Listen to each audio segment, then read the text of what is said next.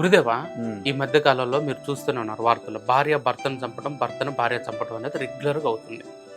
100 సంవత్సరాలు భార్యాభర్తల మధ్య ప్రేమానురాగాలు అన్యోన్య దాంపత్య జీవితం గడవాలంటే మీరు చాలా రెమెడీస్ చెప్పారు కేరళ తంత్ర ప్రకారం.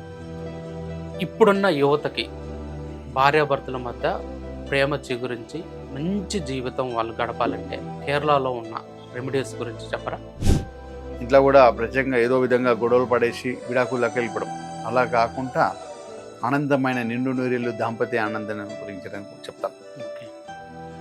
ఏమీ లేదు, ప్రత్యేకంగా ఒక 48 రోజుల పాటు 48 రోజుల పాటు మన వేపాకులు తెలుసు కదా, వేపాకులను కొన్ని తీసి దాన్ని మసలు పెట్టేయాలి. ఓకే. అదొక మసలు పెట్టేస్తే అది వేపాకులో ఒక వాటర్ తయారవుతుంది. వేపాకులకు ఒక వాటర్ తయారవుతుంది. అదేవిధంగా గులాబీ రేకులు తెలుసు కదా, గులాబీ రేకులకు సంబంధించిన అదొక వాటర్ తయారు చేసుకోవాలి. తయారు చేసుకున్న అవసరం లేదు, ఎందుకంటే మనకు అన్ని షాపులలో రోజు వాటర్ దొరికిపోతుంది.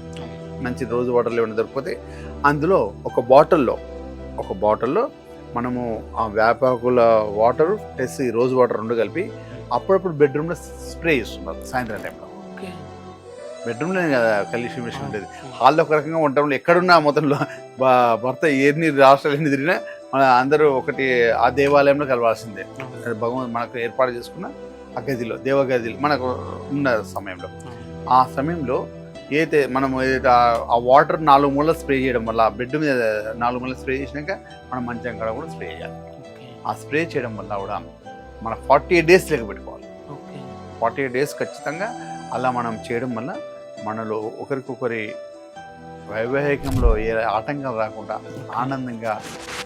ఆనందంగా ఎలాంటి గొడవలు లేకుండా ఇద్దరు కూడా ఒకరి లోపల మనస్పార్థాలు ఉన్నా అవన్నీ తొలగిపోతాయి అన్నమాట. లోపల ఒకరి మీద ఒకరు ఈగో ప్రాబ్లం ఉండే ఉద్దేశపూర్వకంగా విడిచిపెట్టాలని విడాకుల దగ్గరికి పోయిన గొడవలు పడ్డా కూడా అది మొత్తం మెల్లమెల్ల అన్నీ కూడా మాయమైపోతుంది, పటాపంచలు అయిపోతుంది. ఇద్దరు కూడా హ్యాపీ ఆనందంగా ప్రేమానురాగాలుతున్నారు. కొంతమంది ఒకరి మాట ఒకరు వినకుంటూ ఉంటారు అన్నమాట. భర్త అంటే చాలా ఇష్టం కాకపోతే ఈమె మాట వినరు, భార్య అంటే చాలా ఇష్టం కాకపోతే ఆయన మాట వినరు. ఇలా కాకుండా ఒకరికొకరు అన్యోన్యంగా దూరం అయ్యే వాళ్ళు కూడా దగ్గర అవుతారు.